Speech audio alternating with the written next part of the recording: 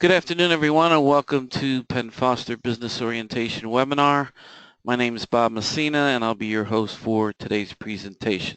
A couple of housekeeping items to get out of the way. First of all, on your screen, you should see the topics that we're going to cover. This webinar usually takes anywhere between an hour and a half and 2 hours, depending on how many questions are asked along the way. The main purpose of the webinar is to help you become more familiar with Penn Foster, our school, our policies and procedures. Going to give you a little idea what you can expect from us, show you around, take you a lot of different places, access a lot of different resources. So it's kind of a getting to know us a little bit better. It's also going to be able to help yourself out, to access as many resources as you can to help yourself out. Before we get into it, if for any reason we have any technical issues, like the internet goes down, normally I get a couple seconds heads up, and I know it's coming before it actually happens. So if that does occur, just hang in there. It usually takes me a minute or so to get the webinar back up and running. Okay, that being said, the way this works is I talk, you listen. We communicate via the question box. If you have any questions at any time, don't hesitate to ask. You need to type them in the question box that's on the panel on your screen. You do not need a microphone. You don't talk. Basically, I'm going to guide you through. We're going to follow a PowerPoint slideshow, which, by the way, if anybody wants a copy of the slides that I'm using, I will give you my email address later on. You can send me an email. I'll be glad to send the slides back to you. Also, I understand or realize that people may be on a lunch hour, lunch break, or maybe have to pick the kids up at school at some point. If that's the case, you just need to log out. You don't need to let me know. Since this is an optional webinar, there's no grade given for it. Okay. Some of the things we're going to do, we have a simulated student record set up for the presentation, and we're going to be going in and out of there a few times during the webinar. We're going to take a look at our student handbook, talk about the time constraints, different forms you're going to need, some of our policies. We're going to take you into our student handbook and show you around in there. About halfway through the presentation, we're going to take a short 2-minute break, and then we're going to have a little Q&A after that. We'll also have a Q&A session then at the end of the program. In addition to that, like I mentioned, I will give you my email address, so if you think of something after the fact, you can send me an email. I'll be glad to answer any of your questions. Okay, in the second half, we're going to talk about how we assess your learning, how we calculate your grades, the different type of exams, webinars, our retake exam policy, the grading scale, and then we're going to go into some resources like our student community, the library, the bookstore, and our career cruising site. So that's a little bit about what we're going to be doing. And again, I want to emphasize, don't hesitate to ask your questions. That's what this is all about, is to help you be more informed. Okay, before we get into that, I want to put up a picture of the business studies group of which I'm a part. And at some point during your time here at Penn Foster, you will probably interact with all of us. This would be me here in the upper left-hand corner, along with Eric, Jim, Michelle, and Russell, who's the chairman of the business studies group. A little background on myself. I graduated from the University of Dayton with a bachelor's degree in accounting and a minor in management. Upon graduation, my first job was as an internal auditor. I did that a number of years. I progressed to become a district controller and eventually a regional controller. So I have 20 years real-world experience. Came to Penn Foster in 2000, so I'm on my 16th year this year. Together we have over 80-plus years experience, both real-world and academically. So what that means for you is don't hesitate to call on us if you have any questions. That's why we're here, and that's what it's all about. Okay, so at this stage, I want to go into the simulated student record that we have set up, and we're going to go in there now and talk about some different things. All right, so this is what your student record looks like. The tabs are vertical here on the left-hand side. You have your home tab, program and courses, grades, billing and payments, help and support, and your resources tab. All right, at the moment we're on our home tab. A couple of things we want to point out on this particular tab.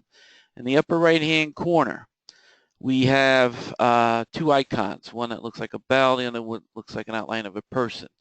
If you click on the bell, that gives you access to our message center. And before we get into the message center, just want to point out that our digital study units are in the Adobe Acrobat format. So you need to have the reader for that on your device, whether it's a smartphone, tablet, laptop, or desktop. So whatever you're using to access your lessons, you need to have Adobe Acrobat Reader. If you don't have it, click on the link. It's a free download, and that'll load it onto your device. All right, our message center here gives you when something important happens, we will notify you via a message in the message center. And when you get a new message up here in the bell, it'll be a red circle and it'll have the number of messages that are in your message center. And the one thing about the messages, you cannot delete them. They drop off automatically. So recently we updated our retake exam policy and we notified everyone via this type of message. Okay, so that's the message center. Now if I click on the outline of the person, you have two choices. This is the way you log out. It's also access to our account preferences. So if we click on account preferences, you'll see that your name's here, your student number, the degree that you're in or certificate, whatever you're in, and then when your program or semester expires. Okay. Now this is a dummy record. It's set up for demonstration purposes. It doesn't really exist, but like I mentioned, it's designed so that we can demonstrate what the record looks like. All right. Now you'll see that there are 4 different tabs. You have your settings, billing, text alerts, and your goal tab. So under settings, you have your email, username, password, your security questions, phone number, and mailing address. Now, if any of the information here changes at any time, you can go in here and make the edit by clicking on the pencil icon, make the change, and then save it. Okay, so it's very simple, very easy to do. Also, we have a toll-free number, which I'll give out a couple times during the webinar, and that number is 888-427-1000.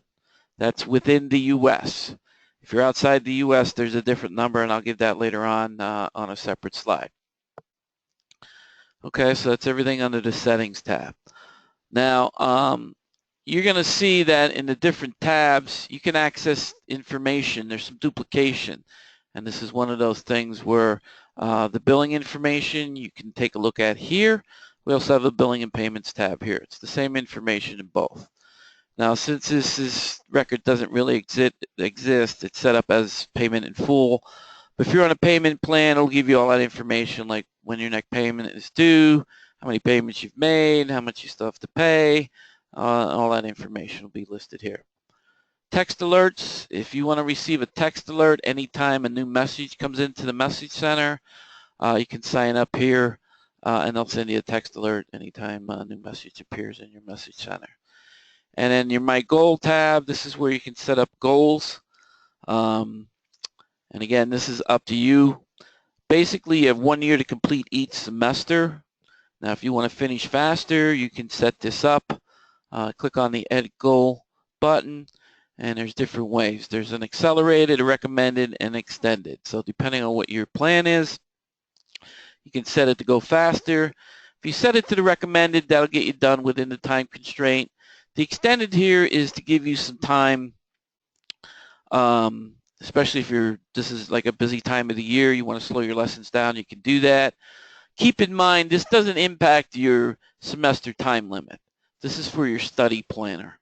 And I'll talk about the study planner later on when we go in and take a look at the courses in more depth. There's dates next to each one of your lessons, and those are called study planner dates. This will impact those. but it doesn't change your overall semester deadline. You have 1 year for each semester. Okay. Now we're going to head back into the Home tab.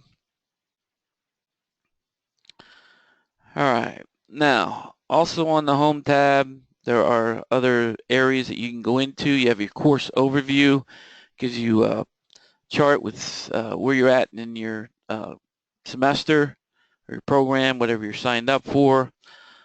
Program goal tells you where you're at as far as reaching those goals.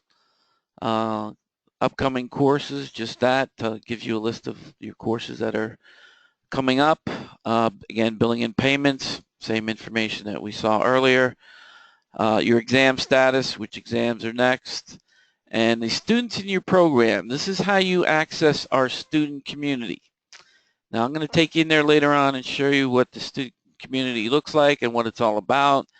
I highly suggest that you sign up for the student community. It's free, it doesn't cost you anything, but you have to sign up for it. And I'll show you all the benefits you can derive from being a community member, but you need to sign up for it to access it. The way you do that is click on the Join the Conversation link here and follow the instructions. Okay, so that's everything on the Home tab. Okay, next up is the Program and Courses tab. And once again, you have your course overview. We have our program materials quadrant here. We have a welcoming letter. If you click on that, welcoming letter from Russell, the chairman of our business studies group. Gives you an idea what you're going to learn. Talk about your online but not alone. The business, whatever your major or whatever you're signed up for, it will give you a link to the group in the student community. So since this student, this dummy record is set up for an associate's in business management, that's why that group is listed here. You check out our faculty profiles here, our student catalog, and how to get started in your program. Okay, that's a little welcoming letter. Next up is the program outline.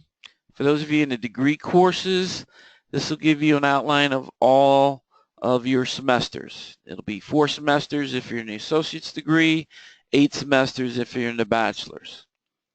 So let's take a look at the individual semesters here. For those of you in the business degree courses and the associate's degree, the first semester is very similar.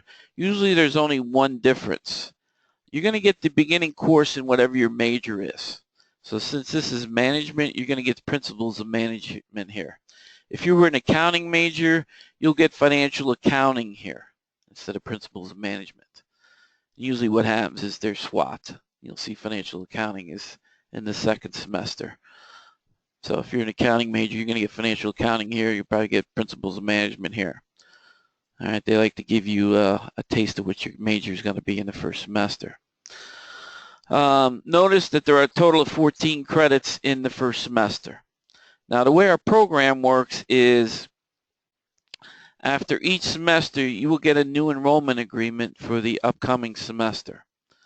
And at that point, if there are any electives in the upcoming semester, that's when you want to make those choices, when you sign your enrollment agreement. You'll see here in the second semester, there are 2 different electives. You have a social science elective and art and humanities. So for social science, you have to choose one of these 3, either psychology, world civ, or sociology.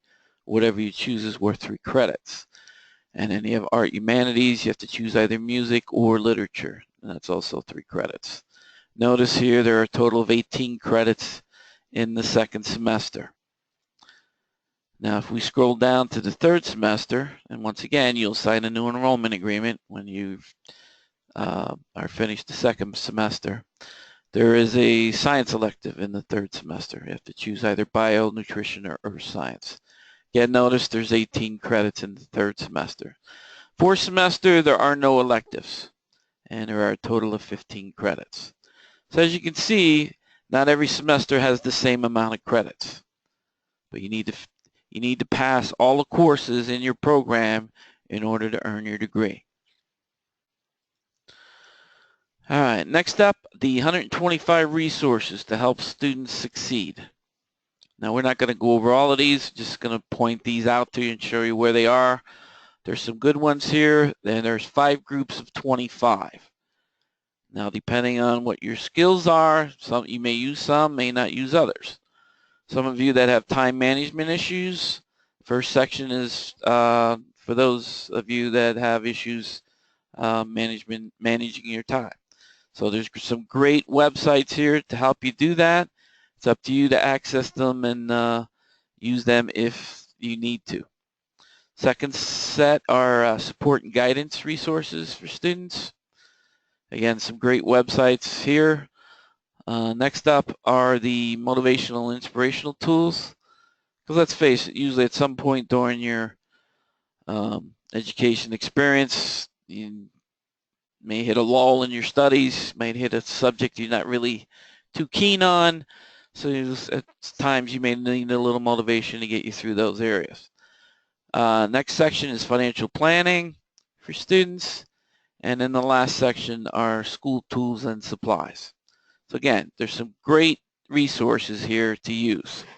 So again, that's totally up to you to access them and to help yourself out should you need those. All right, we're going to come back in here later on and talk about the different courses. So we're going to skip out of here for the moment.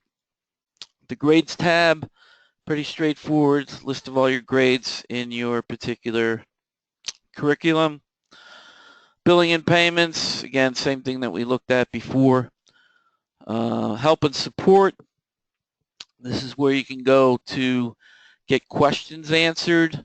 We have a great self-help library with a lot of frequently asked questions already set up. So you can see the different support topics. But maybe your topic's not covered, okay? So you can ask your question by typing it in here. Notice here we have questions and then answers, all right? To access our email system, you need to search for something first. So maybe you're searching for like your enrollment date, for example, all right? You need to type something in there and then click the search bar. Now, once you do that, notice that we have 2 other options here. We have ask a question or chat, okay? Now, the chat feature is to get in touch with our student services or student care folks, all right? Those people handle items such as shipping, your billing and payments, you know, administrative items, in other words. So you can do an online chat with them if you would like. You cannot do an online chat with an instructor. Okay, that feature doesn't cover instructors. All right, now to access our information, by the way, you can phone us and talk to an instructor on phone, but not through the chat feature. All right, now to access our email system, you want to click on Ask a Question. All right, type in your subject, your question, and then try to direct it to the right department. Now, you have 3 choices on the department.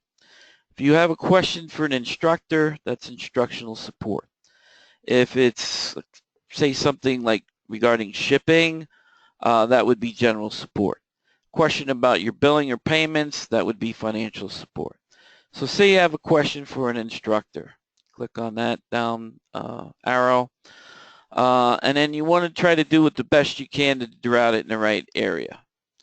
Again, this is not critical, but say maybe you have a question about your exams. You would click on exams. And then click continue, and that'll send your message to us. You should expect a response back within 24 hours if it's a weekday. Anytime after 9 a.m. Monday morning, Eastern time, until we're here till 6 p.m. At night. So anytime Monday through Friday, you should get a response within 24 hours. Anything after, like say late Friday afternoon, more than likely you won't get a response until Monday. We're not here on the weekends, okay? So that's access to our email system. All right, next up are resources. Okay, we have some welcoming videos here, a little welcome, and I would advise that you take a look at these. Some good information. These are all pretty short and sweet, maybe 1 to 4 minutes, depending on which one you're looking at. There's one on how to navigate the student portal, how to manage your learning, how to take exams, how to use the document e-reader, how to access help, and how to connect with students and faculty, and that's basically on our community. So I would advise you to take a look at those when you get a chance. Again, they're pretty short and fast. All right, now we have some helpful links. Now some of this is duplicated down here. This is how you access our community, student library, our career services site, our marketing site, and the refer a friend. Now the refer a friend here is you can earn some money if you refer a friend and they sign up, and I think they have to be enrolled for like 90 days.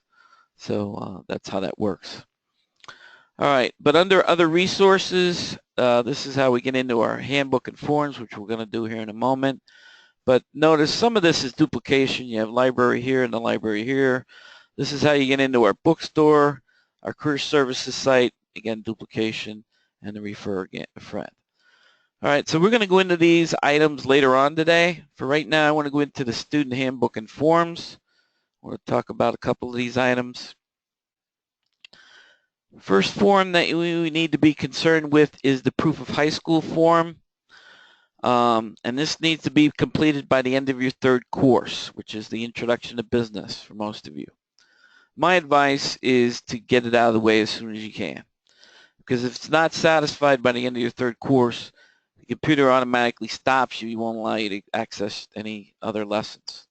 So it's an easy way to complete the proof of high school is download this form, fill it out, and send it back one of the 3 ways listed at the bottom. So you put your name, your ID number, if you got your high school diploma, traditional brick and mortar school, you check the line, or Penn Foster High School. I would still fill that out if you went to our high school. Fill out the information in. If you got your GED, check the line and the date of that, and your name as it appears on either one. Sign it and date it, and then you can either mail it, fax it, or email it. Okay? Very simple. You do not need a transcript from your old high school. All right? Fill out this form, send it back one of these 3 ways. If you have any questions about this process, contact Student Care. They're the ones that handle this. They can help you out. All right, now there's a privacy release form for those of you that need third-party access to your information.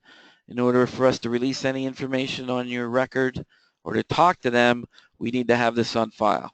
So whether it's a spouse, a guardian, parent, whatever it is, we need to have it on file. So if you think you might be in that situation, I would go ahead and fill that out, and that way we have it. So you're not held up. All right, and you can check out the accreditation, our different accreditations that we have here, and also the accessibility features. All right, so let's go into the student handbook at this juncture. Now this is set up by the date of your enrollment. So for today's session, I'm going to assume everybody's enrolled on or after September 8th of this year. So we click on that, and that gives you access to the handbook that pertains to your enrollment. Now, I want to point out that you will not, I repeat, not get a hard copy of this in the mail. This is provided here digitally. So you're expected to go in, access it, read it, and understand it because it contains all the rules that govern your enrollment. That includes our student code of conduct.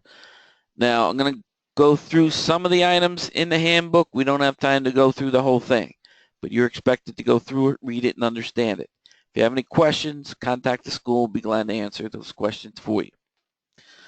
Now, some of the items we're going to skip over because we're going to talk about in more detail on some slides when we get back to the slideshow. All right, a little bit about the history of our school. We were founded in 1890 by a local newspaper editor in the area named Thomas Foster, and part of his last name now is part of our school name. And the original name of our school was International Correspondence Schools, or ICS for short. We were known by that name for over 100 of those years. By the way, we just recently celebrated our 125th anniversary last year. And that puts us in rather limited company. Only 1% of the businesses in the U.S. can make that claim that you're in business for over 125 years. And we're very proud of that.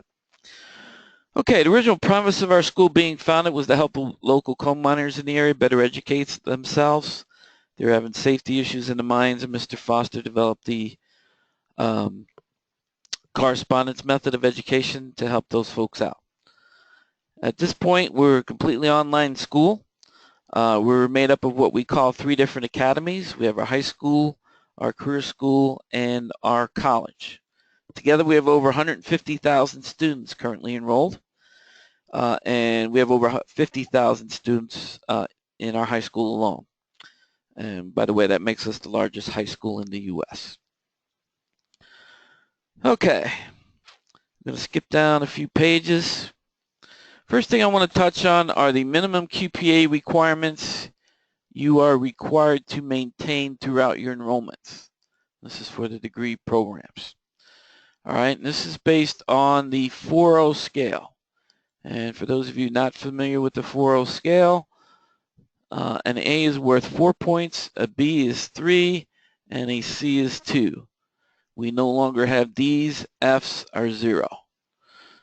Which means if you pass a course with us, you're going to pass with a minimum grade of a C or higher. Okay? So based on this scale, for those of you in the associate's degree, at the end of semester 1, your cumulative QPA, meaning all your grades added together, that average has to be at least a 1.6. Again, that's cumulative. At the end of semester 2, that goes up to a 1.8. Again, cumulative, so that would include both semesters.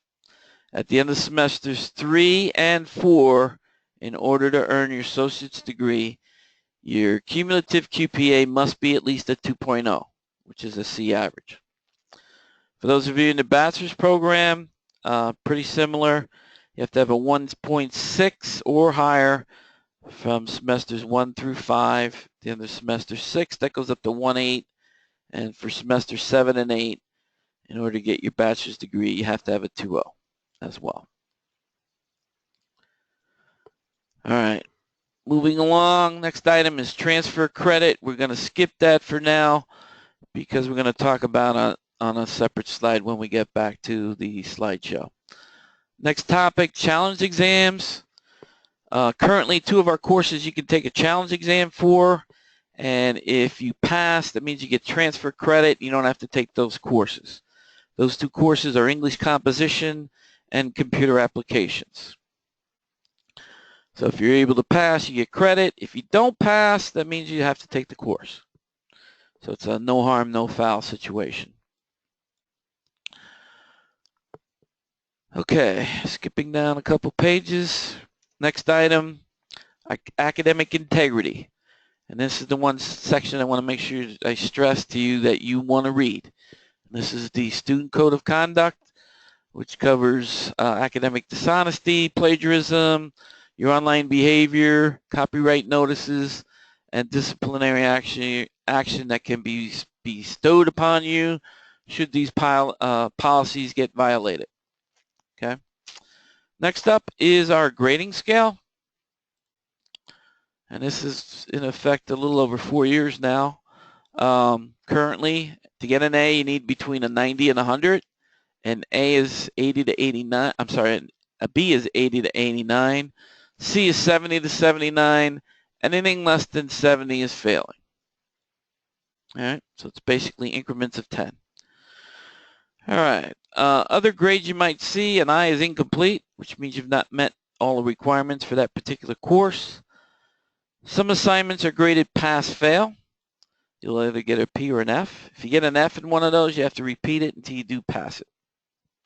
All right, pass-fail assessments don't count toward your GPA because there's no letter grade like an A, B, or C. Okay, which means one thing I want to talk about here, what happens if you fail a course? Then you basically have two options. You can take a replacement course with us, which means basically you keep the same textbook and you'll be sent a new set of lessons, a new set of exams to go with your textbook. You're repeating the course. The other option would be take a similar course ahead of time at another school. That would have to be approved by us ahead of time, and you would need to earn a grade of C or higher and then transfer the grade into Penn Foster. Okay, let's see, next topic. We want to get to Proctor Exams. This is another section we're going to skip for now. We're going to cover it in more detail later on. Webinars, same thing. Talk about webinars in more detail. Dean's List. We have a Dean's List at the school, and to be on our Dean's List, you must accomplish 3 things. You have to have at least 9 credits worth of work, achieve a 3.4 or higher grade point average based on that 4.0 scale, and you must provide us written permission to publish your name on the Dean's List. We put a new Dean's List out every quarter, so every 3 months a new one comes out. Any questions about the Dean's List should be directed to the registrar. They're the ones that take care of the Dean's List. Okay, skipping down a few more pages. We also have degree honors, graduation honors. And again, this is only for degree students. Doesn't count certificates. All right, if your overall GPA at the end of your program, that would be all your semesters, 4 in the associates, 8 in the bachelor's, and your cumulative QPA is between a 3.4 and a 3.6, your degree will be will have cum laude designation. And cum laude means that you graduated with honors. If it's between a 3.6 and a 3.8, it's designated magna cum laude, and that means that you graduated with more honors. And then 3.8 or higher is summa cum laude, which means you graduated with the most honors. Again, that'll be printed right on your diploma, your degree, and along with your name, what your degree was in, etc. So if you earn those type of grades, you'll get the distinction that comes with it. All right, last thing in the handbook, and this is toward the back of the book. I think it's on page 72. We have individual course descriptions for all of our courses. This comes in handy when you're deciding what electives to choose. This gives you the course number, the name, credit value, and a little bit about what's covered in the course and whether or not there's any prerequisites to take it. So financial accounting is ACC 111 worth 3 credits, tells you what's covered. There are no prerequisites to take it. If we look down at ACC 112 managerial accounting, also 3 credits, tells you what's covered here. Notice there is a prerequisite. You cannot take managerial accounting unless you have passed financial accounting first. The reason for that, what you're taught here builds on the fundamentals that you learned in financial accounting. So if you don't have those, you will struggle mightily or fail managerial accounting without them. Okay, so that is everything in the handbook. So at this juncture, I'm going to head back into the slideshow. All right, so we just looked at the student handbook. Next up, I want to talk about time constraints. You have 2 time constraints at Penn Foster. You have an individual semester time limit of 12 months. You have 1 year to finish each semester. And then you have an overall program time constraint of 6 years if you're in the associate's program, 8 years for those of you in the bachelor's program. Okay, so 2 separate time constraints. So you have 1 year to complete your semester. It does not matter how many credits there are in the semester, like we saw on the program outline. First semester had 14, second and third had 18, the last one had 15. So you have 12 months to finish it. That doesn't matter how many credits there are. So what happens if you're unable to finish within the 12 months? All right, you have a total of 4 6-month paid extensions available to you at any point during your program. So if you need a 6-month extension, you can get that. You're allowed 4 of those, whether you're in the associates or the bachelor's. There's a $95 fee for the 6-month extension. Okay? So if you can't finish within the 1 year, then you can get a 6-month extension if you need it. All right. The other question might be, what happens if I don't finish within the 6 or 8 years? Well, then what happens is you get transfer credit for everything you successfully completed up until that point. You would re-enroll into the current program that is in place at that time. You get transfer credit for everything you successfully completed. Basically, you pick up from where you left off. So maybe you're in the associate's degree, you finish 3 semesters in the 6 years. All right, so you re-enroll into the associate's degree. Basically, you would pick up and you'd have the 4th semester to complete. One caveat there is if anything new has been added to the program since you first enrolled, you would have to take that new course when you re-enroll into the new program. All right, one important item to consider here, these are the maximum time constraints. One of the great features of our program, there's no minimum time. So as fast as you can get the work done, you can move along. And that's regardless of whether or not you've paid off your semester. So you may have finished your academic requirements in the semester, but you're not done your payments. Well, that doesn't hold you up. You can get your next semester going right away, though any payments left over will be added on to the subsequent semester. So that's one of the nice things about our program. You don't have to wait. Next up, transfer credit. So a lot of you may have taken courses at other schools. If so, you may be eligible for transfer credit from those other courses. And a couple items I want to point out. You want to try and get your transcripts into us as soon as possible. Here, we do need an official transcript from the other school.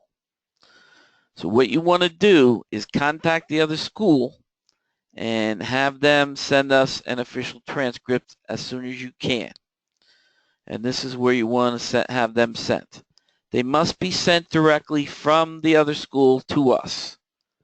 Not to you and then us. It has to come directly from the other school. Call them up, let them know you need a transcript sent to Penn Foster, and this is where the address you want to give them to send it. It's 925 Oak Street, Scranton, PA 18515.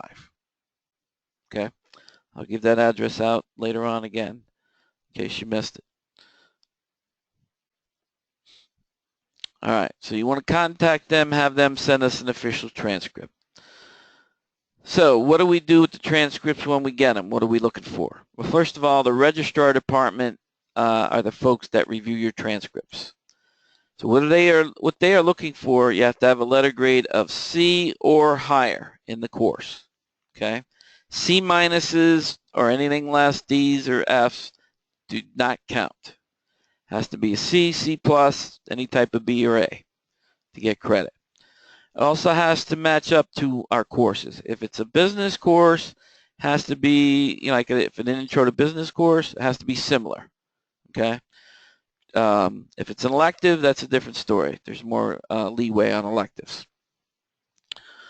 Okay, the credit value must be the same or higher than the credit value of our course. So if ours is 3 credits, the course you took must be 3 or more credits as well. And you want to get your transcripts in as soon as possible because any course that's already been shipped out to you will not qualify for transfer credit. Okay.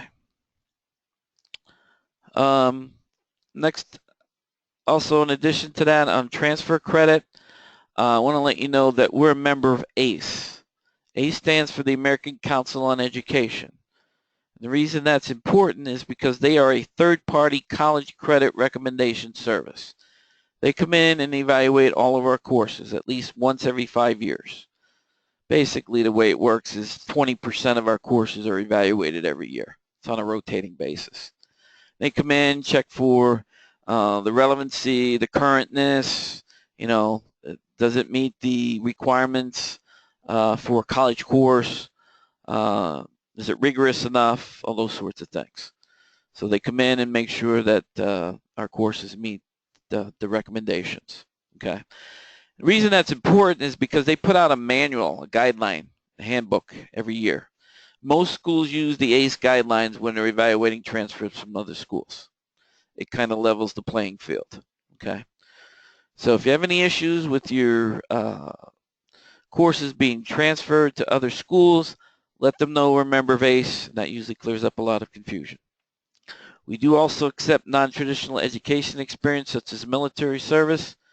So for those of you who served in the military, you can send in your transcripts for possible credit as well.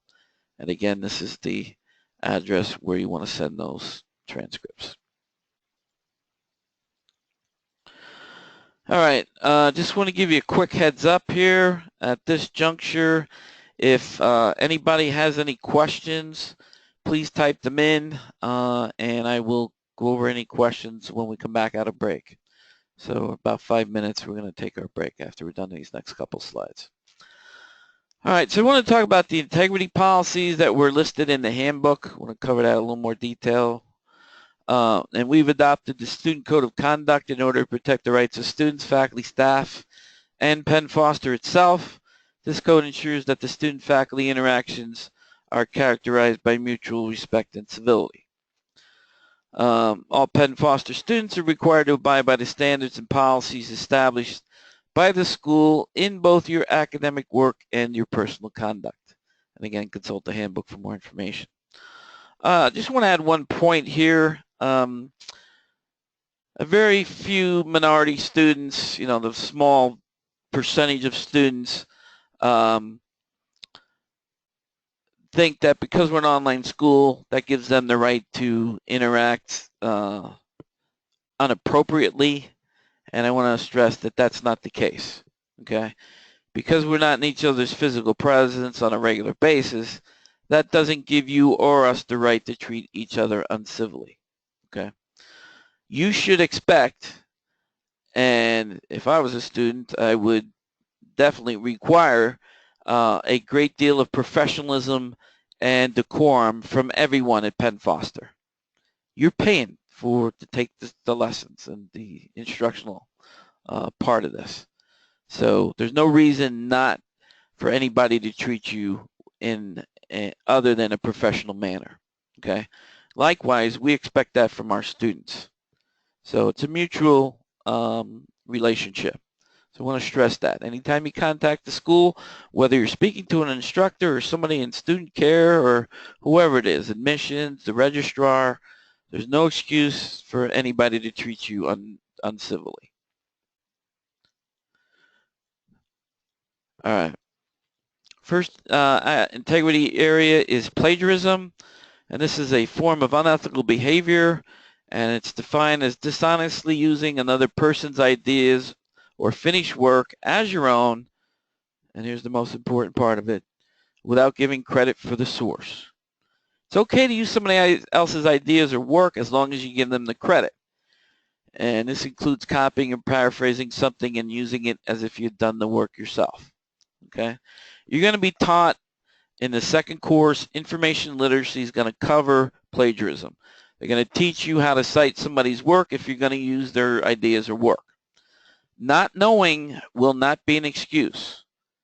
This is a very hot topic in academia these days. So we look for it. Every piece of writing that comes into the school gets checked for plagiarism. So if you think that you're better than everybody else, the rules don't apply to you, I want to forewarn you that that's not the case. We take it very seriously. Those that decide to cheat, in other words, be prepared to suffer the consequences. Okay? And those who submit plagiarized work will be disciplined, and possible measures may include up to expulsion. To me, all the integrity issues are pretty simple. Best way to avoid them, do your own work. If you do that, you won't have any issues. There's no problem for people doing their own work. One quote I like to use in this regard is, if you don't have time to do it right, when are you going to have time to do it over? And not only you have to do it over, you're going to suffer the embarrassment of being called a cheater. So again, do it right, you don't have an issue. And the other issue regarding integrity is collaboration. This is cheating defined as inappropriate activity in which the work submitted to the school does not represent the work of the enrolled student. This includes submission of somebody else's work, answers obtained through inappropriate measures, or providing answers to another student. If you are suspected of cheating, you're notified and required to respond in writing to the charges made. Those charges go before the Academic Standards Committee for a decision on your enrollment. And disciplinary action can be applied up to and including termination of your enrollment. By the way, I'm a member of the Academic Standards Committee and have been so for the last 10 plus years. And it's unfortunate that students put themselves in that position. It's not a place you want to be, because before a case ever gets to us, it's very well vetted and there's a mountain of evidence against you. So again, don't put yourself, it's only the small percentage of students that do that, and they suffer the consequences when that happens. All right, that brings us to our short 2-minute break. During the break, I'm going to play a little holiday video that we put together. So if you want to watch it, it's a little over 2 minutes. I'm going to play that for you. If you'd like to watch it, great. Otherwise, I'll be back when that's over and we'll finish off the webinar. If anybody has any other questions, please type them in and I'll cover it when we come back out of break.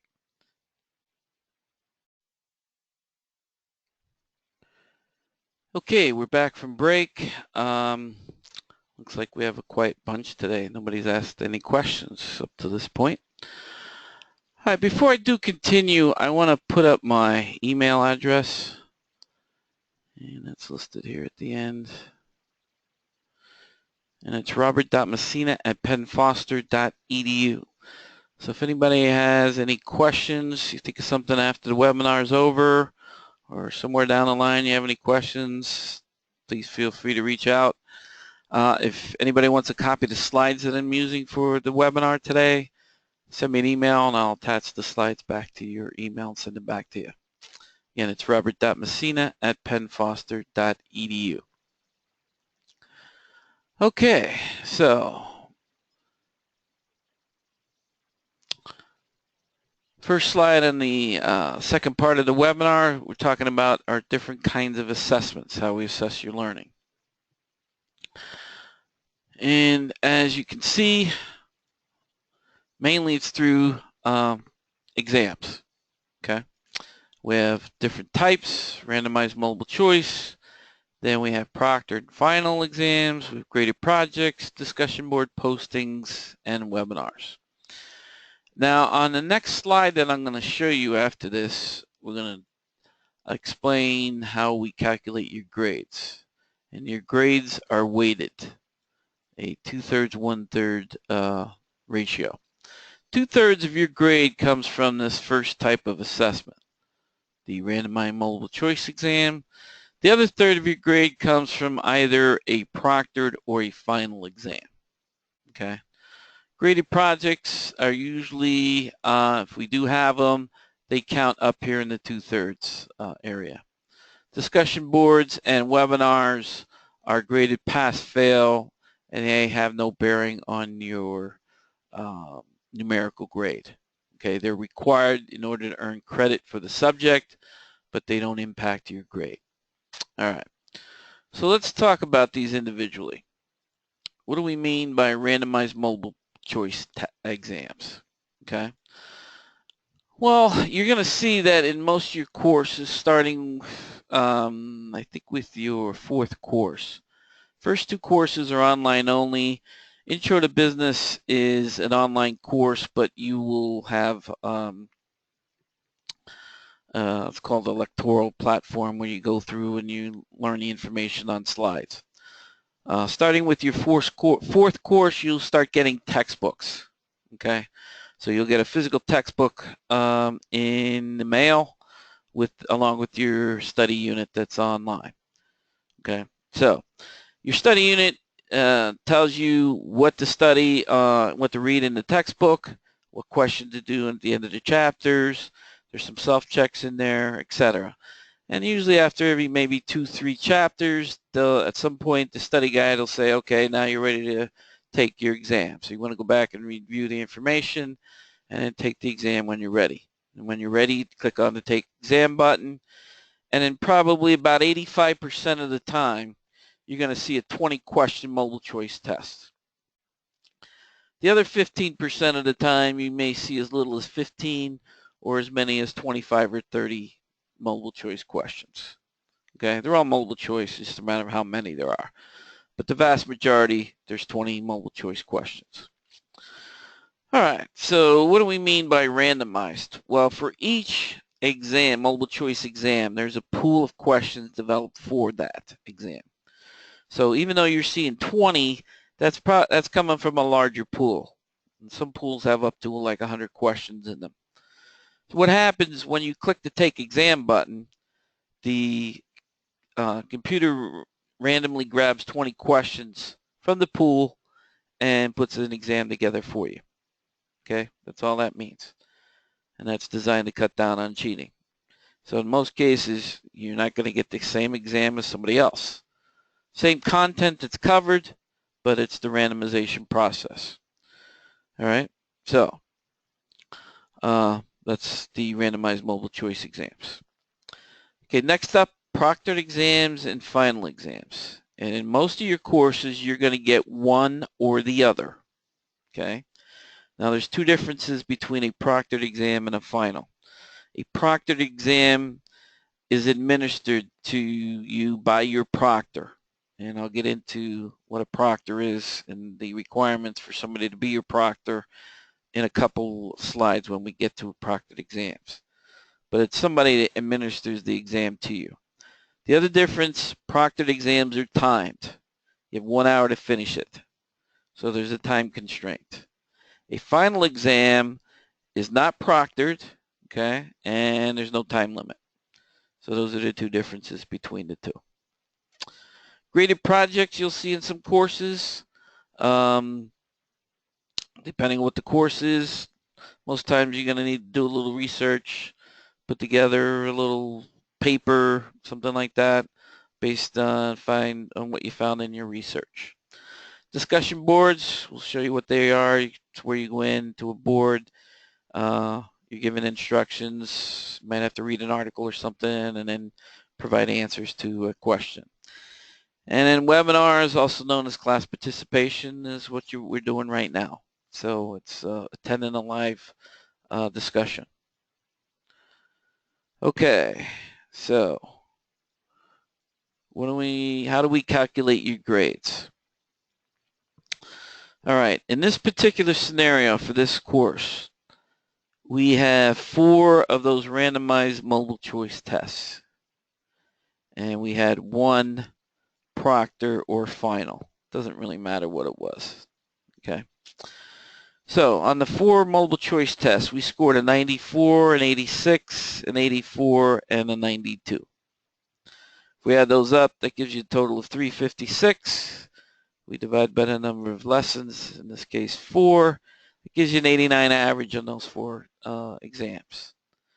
Now this is where the weighting comes in. We take that 89, multiply it by the 2/3 decimal equivalent of 0.667, and that gives you a 59.36 for that part of your grade.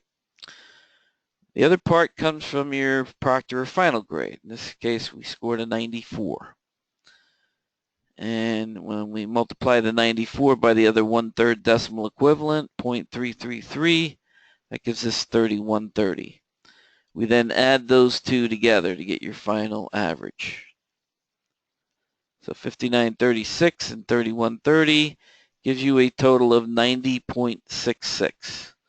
In our system, anything 0.5 or higher gets rounded up to the next whole number. So that would get rounded up to a 91.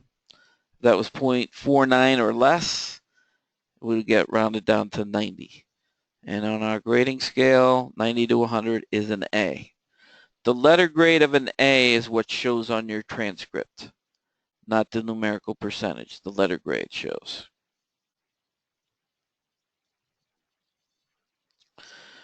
Okay. Next up, Proctor Exams. All right.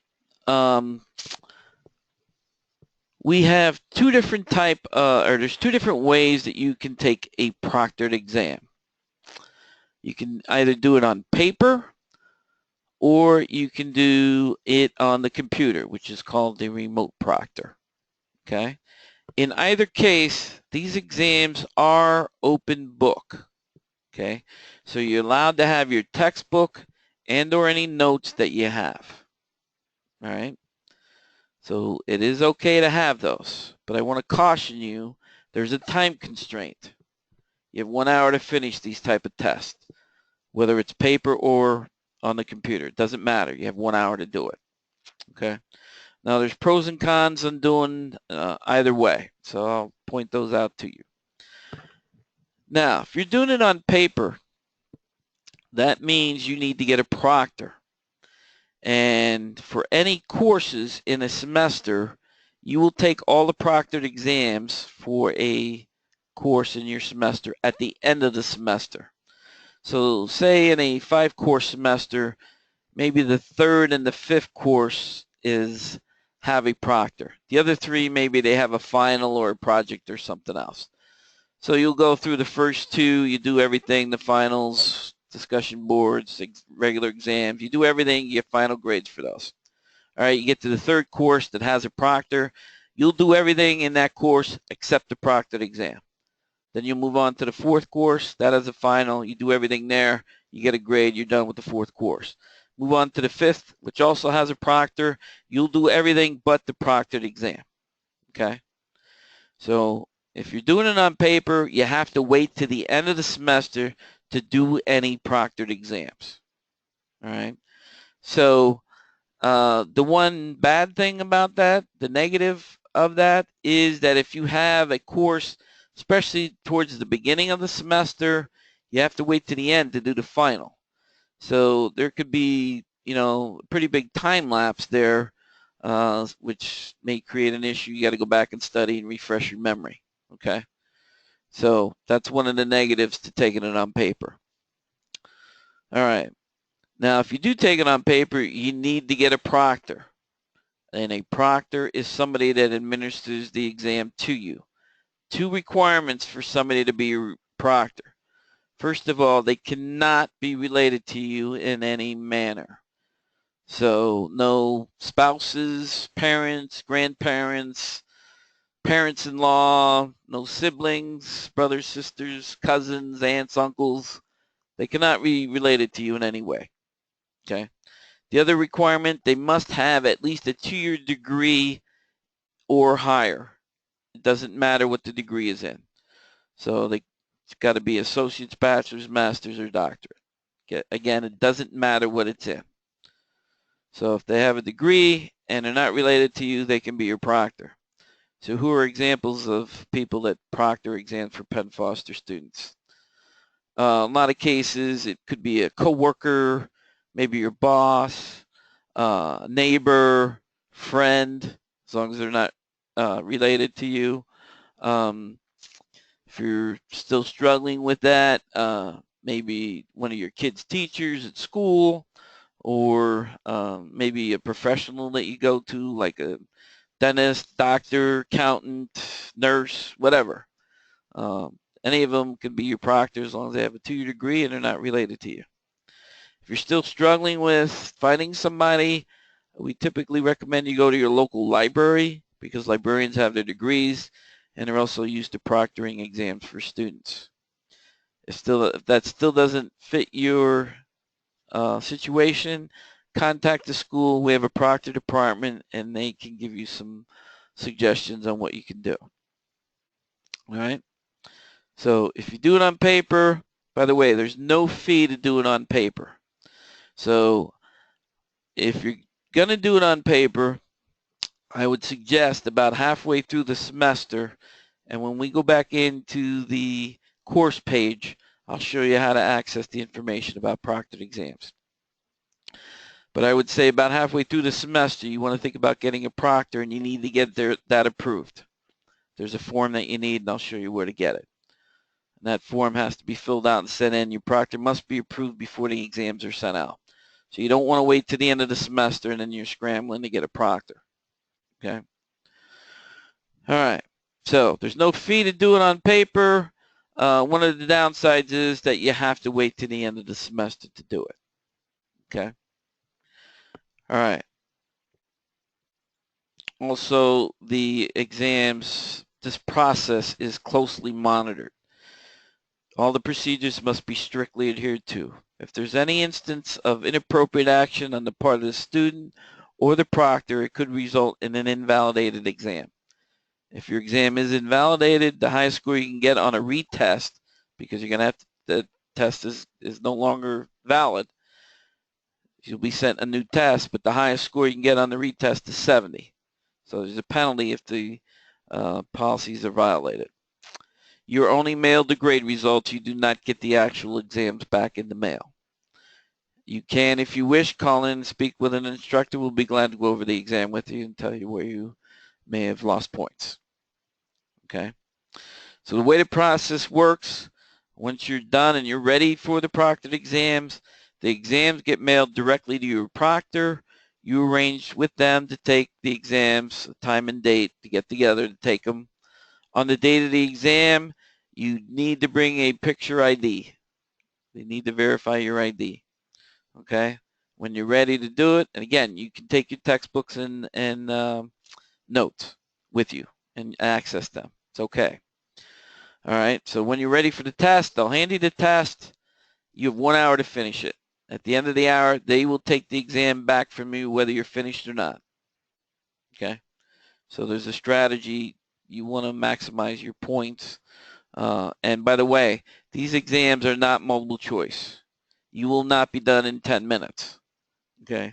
These are mostly short answer and essay type questions. So you're going to do a lot of writing. Short answer, you can usually answer those type questions in maybe 3 or 4 sentences.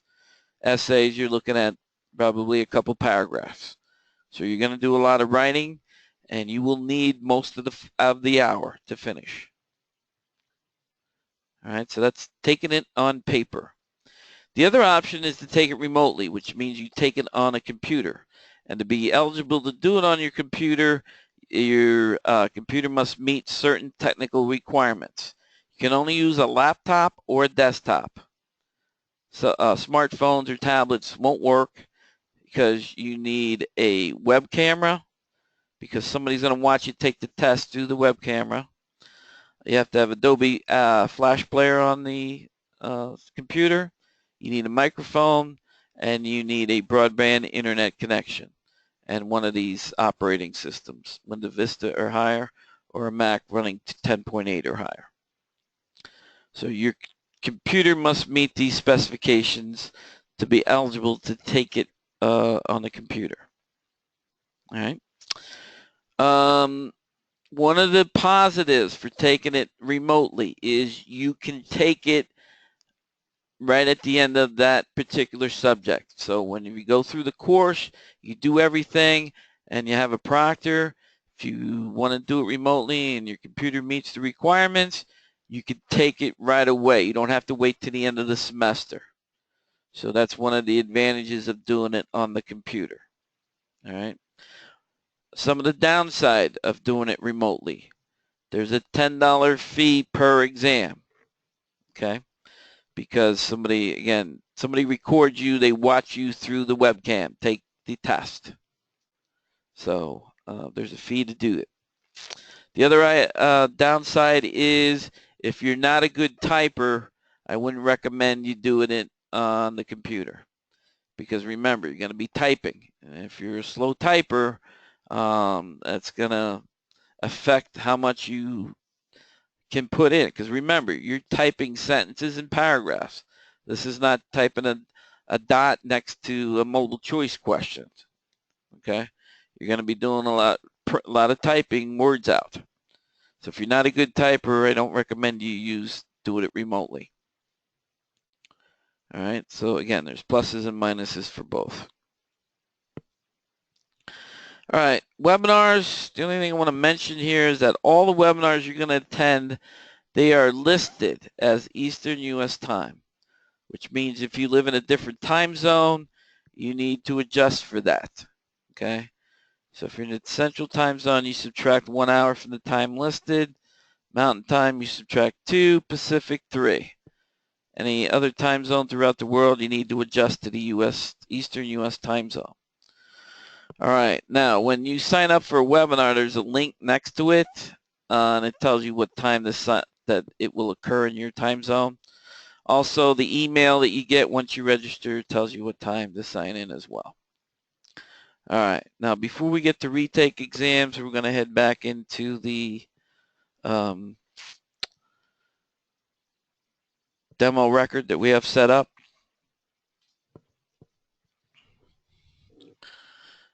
Okay. Okay, so we're back into the student record, and we're under programming courses. And now we're going down to the course section.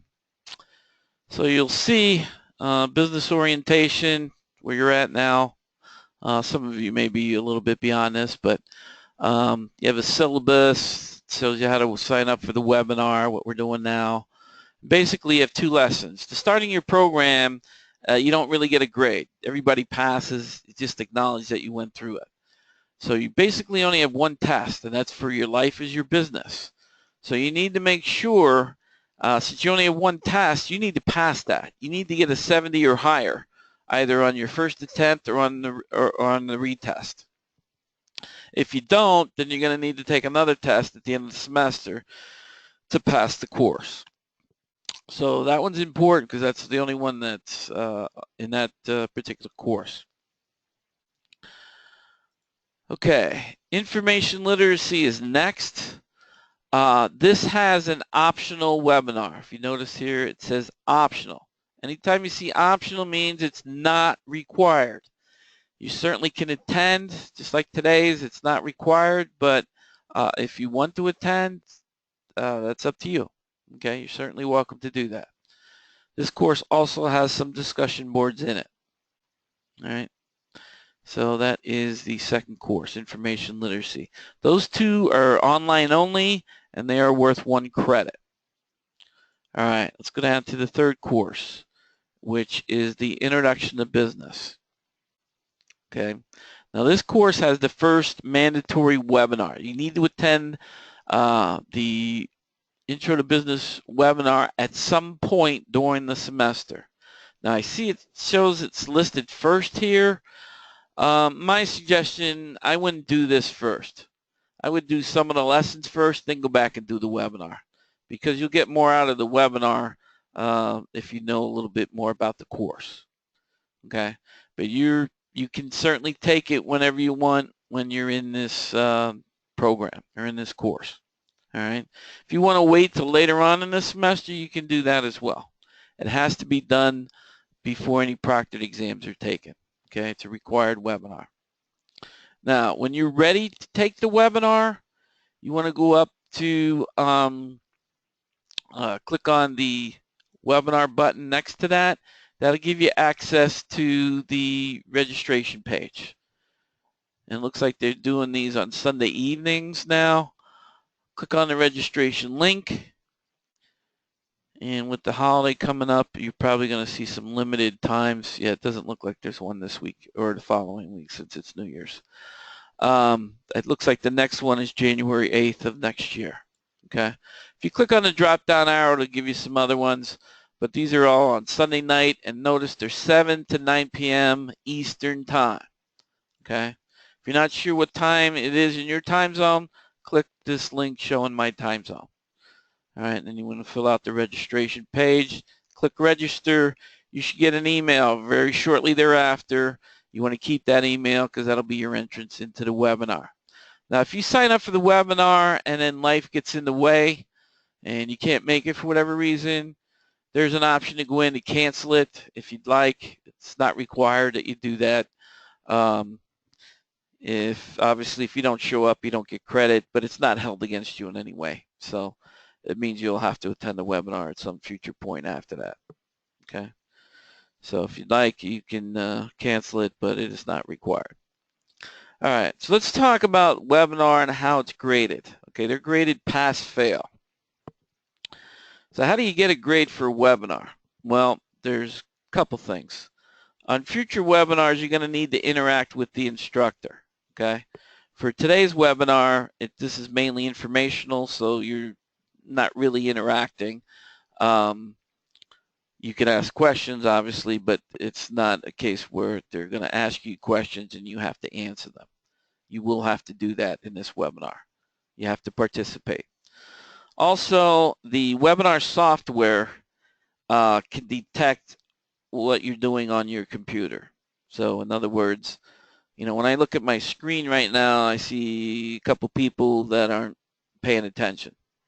That means they're on another screen somewhere.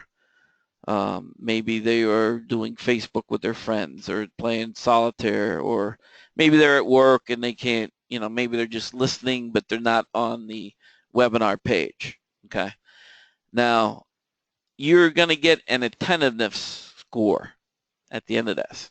So if you're not on the page, you're not going to pass. Okay. So the only reason I point that out, it doesn't matter for today's webinar because it's optional and you don't get a grade. It will matter down the road. So just want to make sure you're aware of that.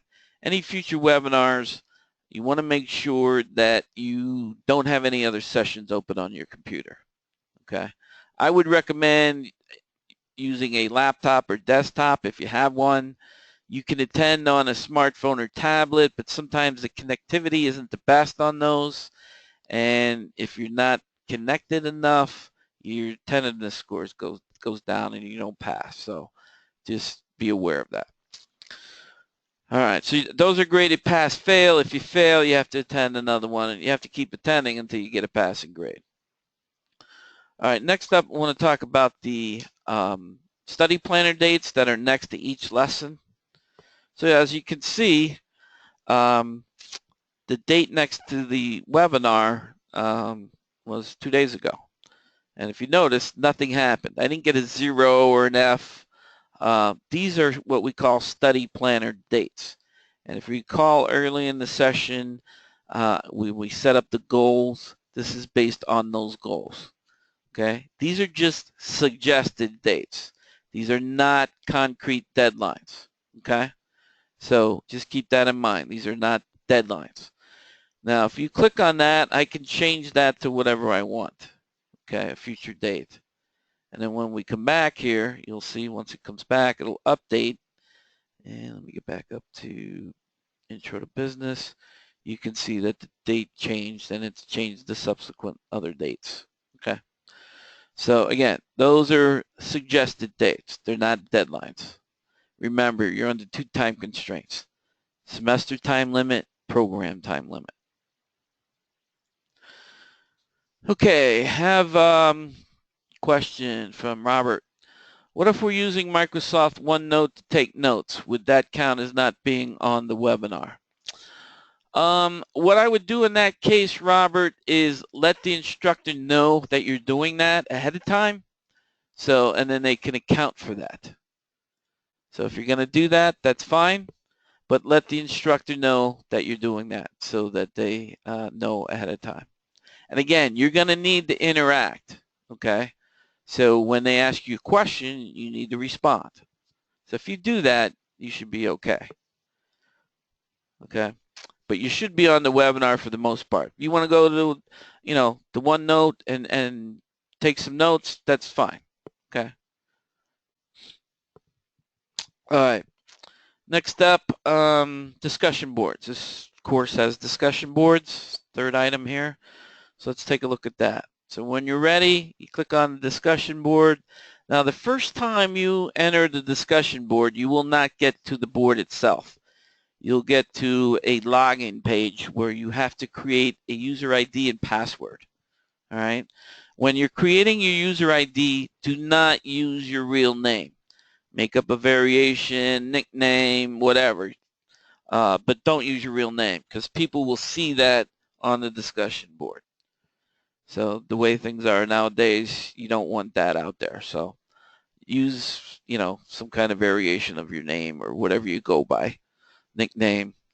So once you've done that, then you're allowed into the board, and you'll see, like in this particular case, it's a case study on the Polaroid company, and they give you 2 articles to access to go read.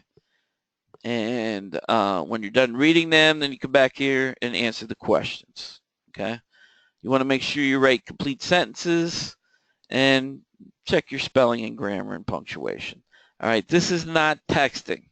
You want to write these out, okay? So some discussion boards will tell you that there's a minimum or maximum amount of words that you can use or you need to use. If you don't see that anywhere, that means there's no minimum or maximum you need to worry about, okay? Okay. Also, this one says, once you post, take some time to read and respond to your classmates' post. Participation is an important part of the journey and will allow you to reflect on the content of your class, okay? And you're going to see that. You're going to see other people responding to your post. Again, it's just designed to get you to think. In a lot of cases, there's no right or wrong answers. It's just giving your opinion on a topic, okay? So the way these get graded, as soon as you post something, the computer automatically gives you a P grade. All right. Now that may not be your final grade because the a monitor is going to come through and read your grade and read your post. And if you post something like maybe yesterday's baseball score or something like that, then they're going to come in and remove it. You're going to get an F. You got to come back and redo it. Okay. So again, do it right the first time. You don't have an issue. And make sure you're not, abbreviating so much. It's not texting. Some of the English ones, they're going to ding you for grammar and punctuation. Obviously, it's an English class. So other ones, if you misspell a word here or there, it's not that big a deal, but we would like you to try to do your best with that. Okay. Again, it's an image. You're reflecting your personal opinion on something. Okay, so that is the discussion boards. All right, so last thing in the, so we looked at the intro to business. Then we have principles of management art. The last course is the math course. This is the only course in the associate's degree first semester for business management that has a proctor. You'll see it listed last here. All right. If you come over here and you click on the Take Exam button next to it, it's going to give you more information about proctored exams. Basically, we went over all this on the slides. What is it? How do you take it? Etc. All right. Down here, it'll give you the system requirements if you want to take it on the computer. All right. If you do want to take it remotely on the computer, you have to opt in. Okay, but it needs to meet those requirements. All right, and again, there's a $10 fee if you do it on the computer. All right, now up in the right-hand corner, there are some other resources and helpful links. Some FAQs about proctored exams, basically went over most of that. Also the exam quick check guide, same thing. The Proctor booklet is here, and I would highly suggest you access this and take a look at it before you attempt any of these. This gives you a little more information about these type of exams because the format is different. Like I mentioned earlier, they're not multiple choice. These are mostly short answer and essay type questions. They will give you some tips on how to answer it. They'll give you some samples here on how to write essay questions and some sample proctored questions that we've used in the past. Okay, so I would suggest looking at that booklet before you attempt any of those type tests. Now, for those of you that are doing it on paper, the first time you're choosing a proctor, and it may be the only time you need to do that, you want the proctor acceptance form. Click on that, download it, fill it out, and send it back. Your proctor must be approved ahead of time, okay, if you're doing it on paper. If you're doing it remotely, you don't need to worry about a proctor. Somebody watches you take the test, okay? This is only if you do it on paper. So once you get a proctor and it's approved, you're set up, you can keep the same proctor for as long as you need it, as long as the rules are followed. But if circumstances change, maybe you move or they moved, or for some reason you need to get a new proctor, the second time you're getting a proctor, then you need the change of proctor form. That's only the second if you need one after you already had one for whatever reason. Okay, so that's on the proctored exams. All right, at this point we want to head back to the slideshow and finish that up. All right, next subject, retake exams. Okay, so exam retakes are only available if your initial grade is below 70%.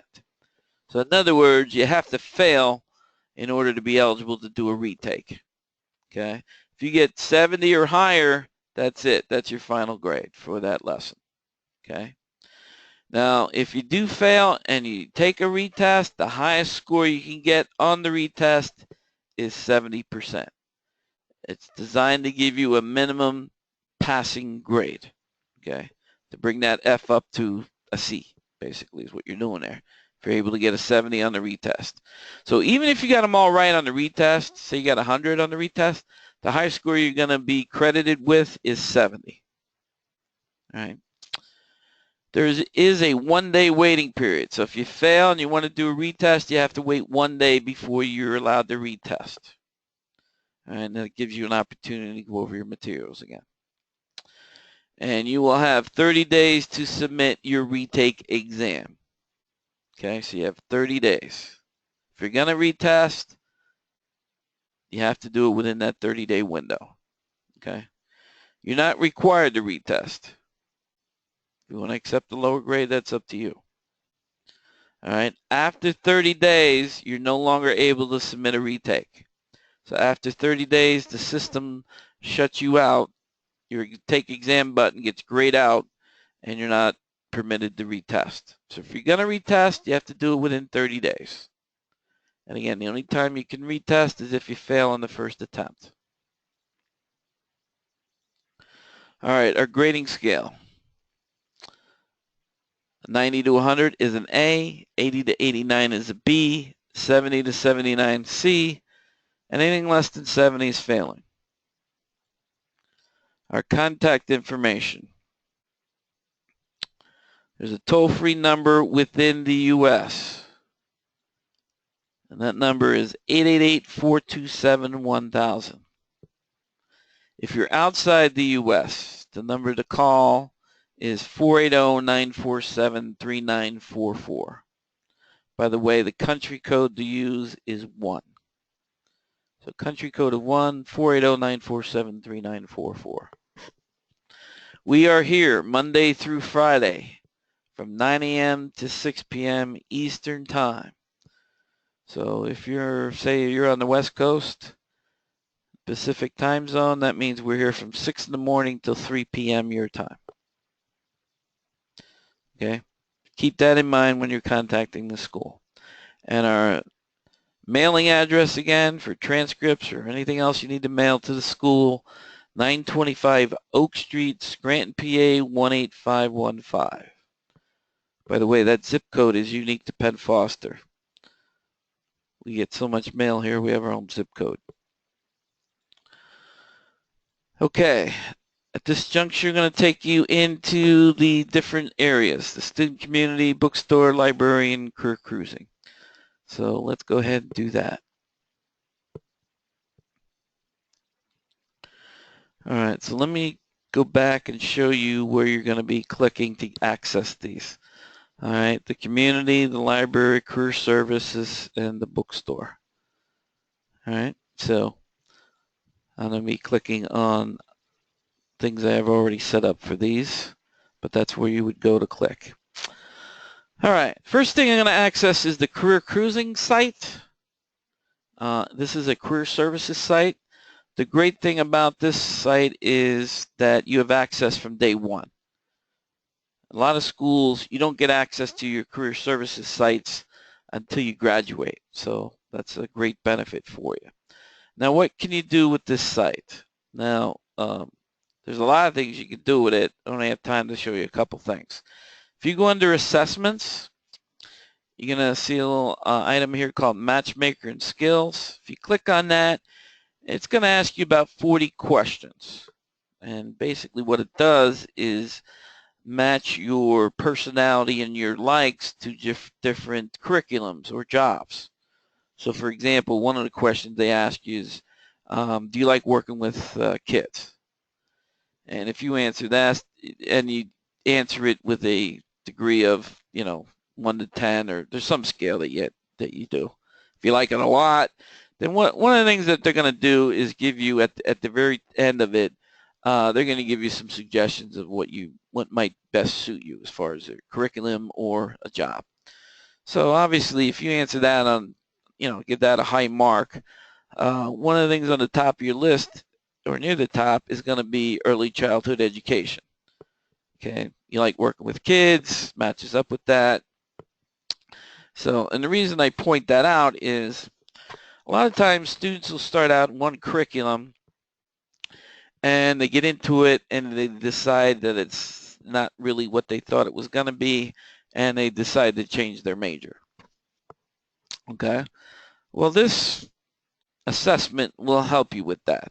Okay, obviously you've probably already picked a major, but if you're only in the first semester, it's not too late to change that, because the first semester is pretty much the same for most of the degree programs. But once you get into it and you find out that's not the case for you, or there are cases where eventually you get your degree and you go out and you start looking for a job, or you take a job in the field and it's not really what you thought it was going to be, maybe another opportunity comes up and you decide you want to make it a career change. This site will help you with that. Okay. The other item here is the employment tab. The Build My Resume feature is one of the best that I've seen. There's some great templates here that you can use to help you put together a resume. And by the way, all of you should have a current resume on file at all times, because you don't know when an opportunity is going to arise. Even maybe you just started school and you don't have any job experience. I've seen all kind of crazy things happen that for whatever reason, life gives you an opportunity to take advantage of a situation. But you should always have a current resume on file.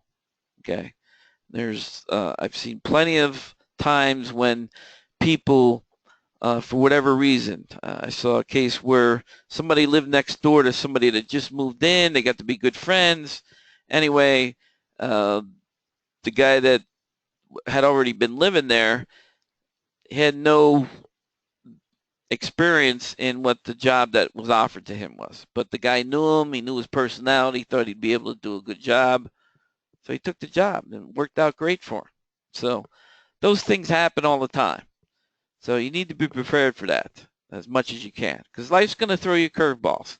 At some point during your career, something's going to come up, another opportunity. So whether you take it or not is up to you, but you want to be prepared should it occur. Always have a current resume on file. There's also under the employment guide some help with sprucing up your interview skills, letter writing, what to do with job offers, etc. So great site. Highly advise you take advantage of it. Career Cruising. Okay, next up, we're going to go into the student community.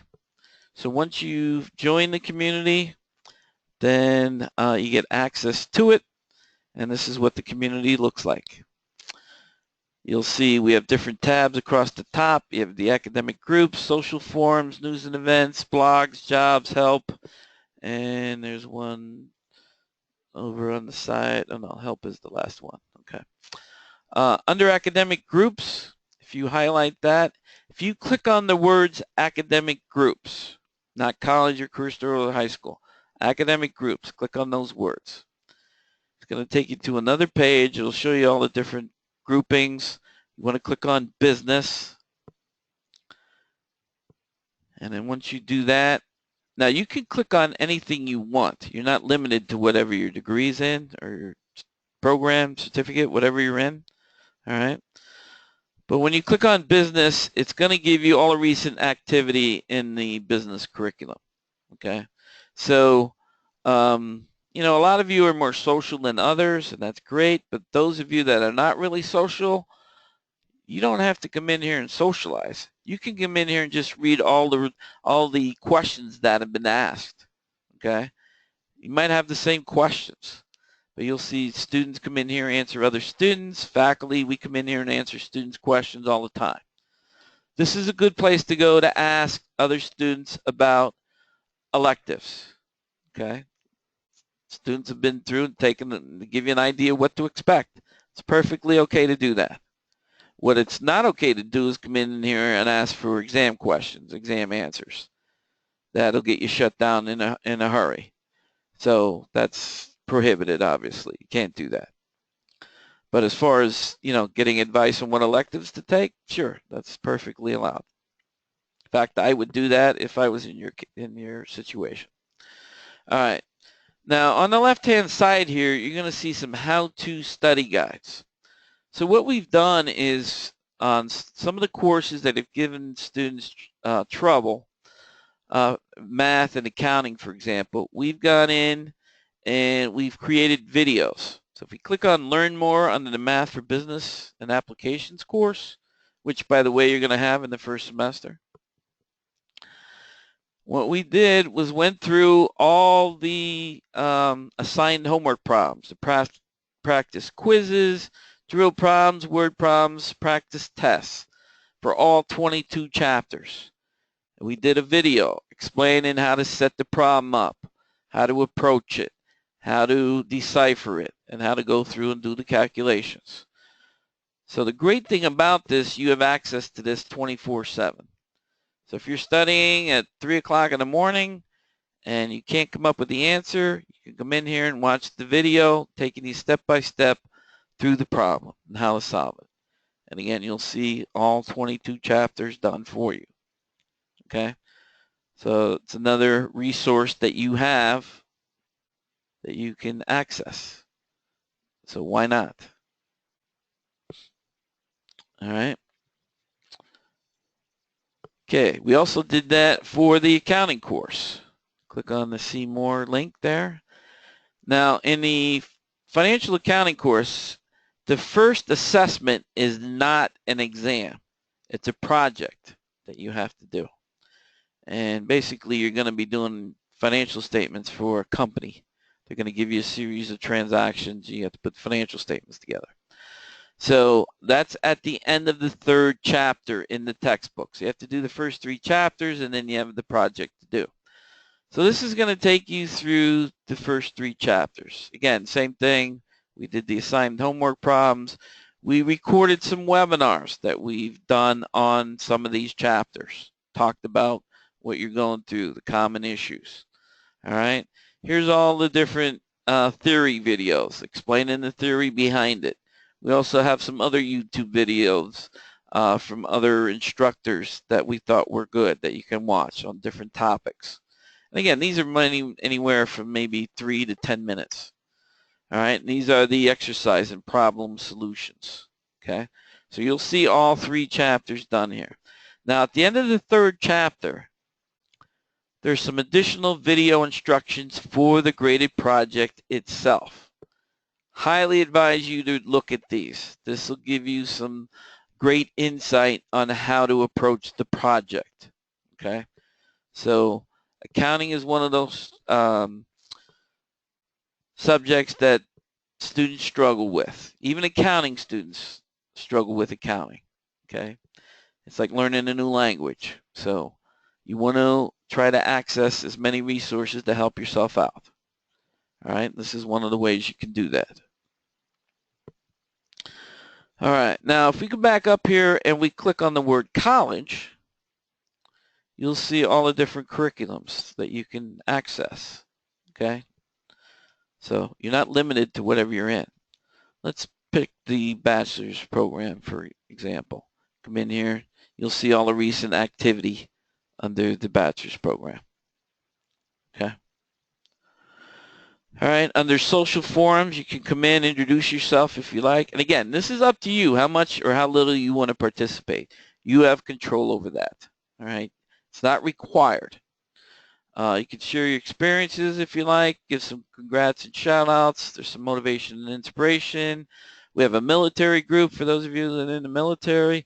And then we also have some student clubs and social groups. You know, there's all kinds of different stuff like music and book club and, you know, pet club, all kind of stuff. So if you're interested in any of that, of those, by all means, sign up and enjoy it. News and events, what's going on here at the school. Some instructors have blogs, so you can follow those if you're interested. Under the jobs topic, well, we certainly have job listings. Under career services, we have some access to some great content on how to use social media, tips for writing your resume, you know, how to prep for interviews. So a lot of good content regarding what to do with your skills once you're done and ready to start hitting the job world. We're on other social media as well, like Facebook, Twitter, Google+, Pinterest, LinkedIn, YouTube, and Instagram. So you can follow us there as well if you're interested. One I like to especially mention is YouTube. You know, a lot of you use it for like music and videos and that kind of stuff, which I do myself, but it's a great educational resource. So for example, maybe you're struggling with debits and credits in accounting. If you go to YouTube and you type in debits and credits in the search bar, you'll get a lot of different videos of different people explaining debits and credits to you.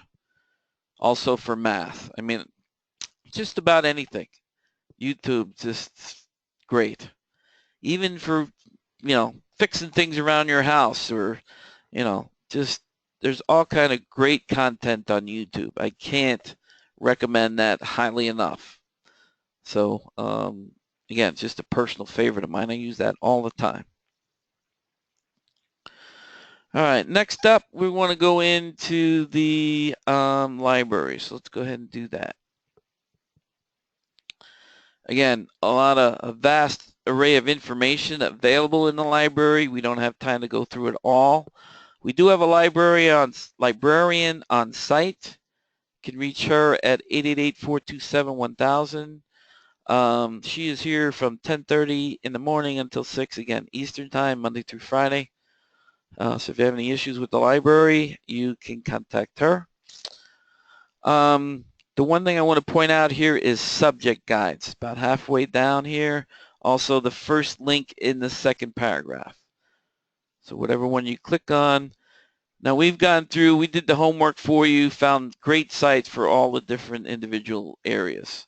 So we have a huge business section, whether it's accounting, marketing, finance, economics, management, human resources.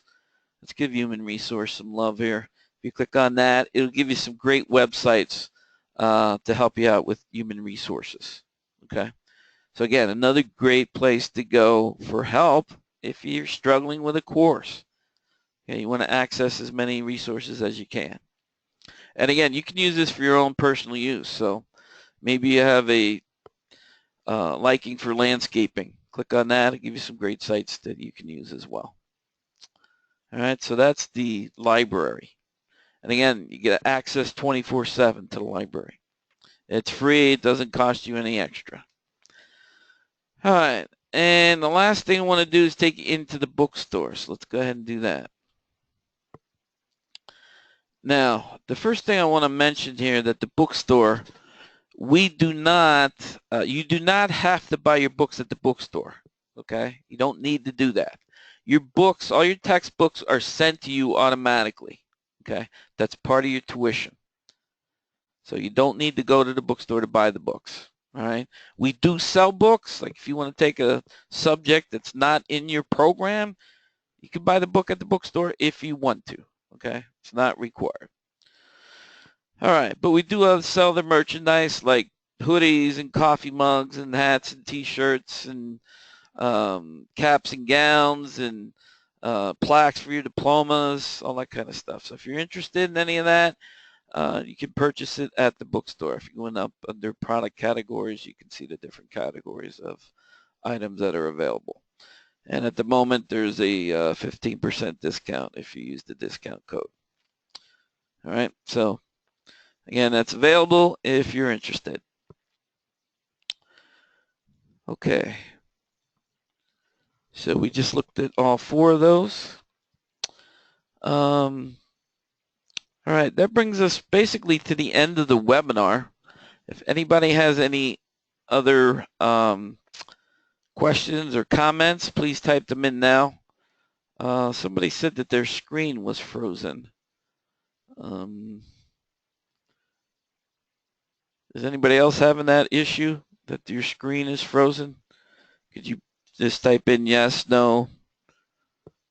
Let me know. Then I'm not, the screen that I see, the screen that I have up now is my email address.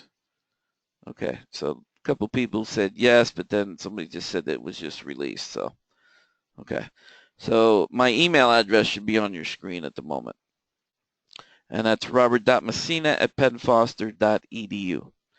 And once again, if anybody has any questions or you think of something after the webinar, don't hesitate to reach out. That's why we're here. Okay, and if anybody wants a copy of the slides I used for the presentation, send me an email. I'll attach it back to your email and send it back. Okay. All right. And again, if anybody has any other questions, I'm going to sign off here in a short while, maybe 2-3 minutes. But I'll stay on as long as anybody has any other questions. So if you do, go ahead and ask away. All right. Before I do sign off, I do want to mention and go over all the resources that you have available to you as a Penn Foster student. Since we're an online school, some students think that they're all alone, they're out there and nowhere to go for help. And I think we demonstrated throughout the webinar that that's not the case. The first, I showed you all those 125 resources for students. We went through that. Didn't spend a lot of time on it, but I pointed that out to you, where to find that. So access and use that as you see fit. We just looked at the student community and saw all the great information provided there for you. The library as well, same thing. Our career cruising site, again, that's more later on, but I would take advantage of that, especially the build your resume feature. Great, one of the best templates I've seen around as far as building your resume. So you get anything out of this course or program, at least get your resume done. YouTube, again, a personal favorite of mine. I use that all the time. And again, don't hesitate to use that for whatever it is. Whatever subject you're in, if you go to YouTube, you'll probably find somebody with some great information on the subject in YouTube. And then last but not least, the instructors here at the school. And you can reach us via phone, email, or on the community as well. Again, don't hesitate to reach out. That's what we're here for. Okay, I'm going to hang on another minute or so. So if anybody has any other questions, please type them in, because I'm going to be closing this down very shortly. All right. At this point, I do want to take the opportunity to thank everybody for your attendance today. Hopefully you learned something.